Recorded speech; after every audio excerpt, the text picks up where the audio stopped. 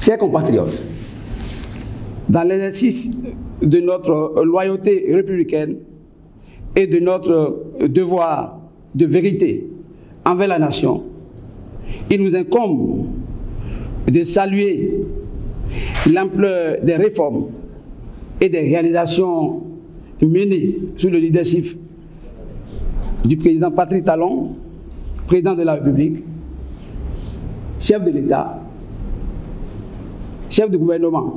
Chers compatriotes, il importe donc de préciser que la candidature de M. Wada Romiad, Waro pour les intimes, n'est plus une rumeur. Elle est désormais confirmée par, bien entendu, l'implication active et le soutien public de plusieurs partis politiques de la mouvance présidentielle. Cependant, dans la architecture républicaine, au regard, bien entendu, des usages démocratiques, l'officialisation d'une telle orientation politique ne saurait, bien entendu, se passer de la parole du président de la République lui-même. Le chef de l'État, garant de la Constitution et premier magistrat de la nation, demeure l'unique autorité légitime pour préciser au peuple, oui, au peuple souverain, le choix de son dauphin. Une adresse solennelle à la nation constitue bien entendu un passage nécessaire pour donner force et clarté et légitimité à ce choix. Éviter toute ambiguïté ou instrumentalisation politique. Renforcer la confiance du peuple dans la continuité républicaine, jurisprudence et précédents comparatifs.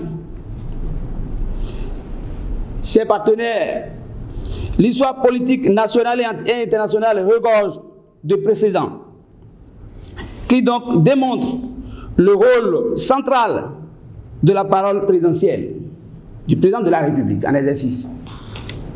Au Ghana, le président Géry, bien entendu, prit la parole pour confirmer la candidature de Jonathan, donnant donc crédibilité et légitimité au processus de succession. En Afrique du Sud,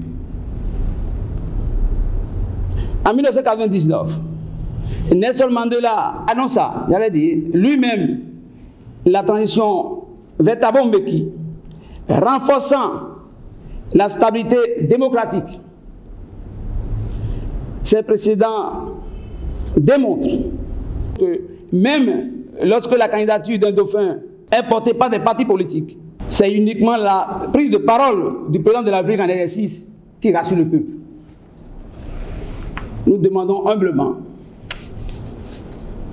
au président Patrice Talon de prendre la parole par rapport au choix de son dauphin.